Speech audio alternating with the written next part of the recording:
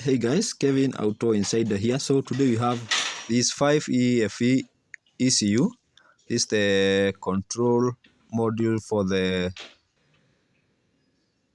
car. Okay. So this car could not start. So after repairing, you see, we are now testing the car if it's going to run.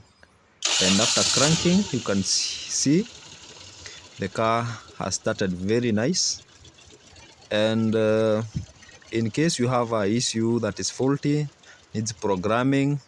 Also, if you have a rust key, you can reach out for programming and tuning. Okay, this engine is one of the most reliable engines.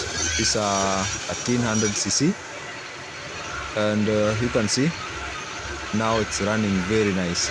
Reach out to us, Auto Insider Motors. Thank you.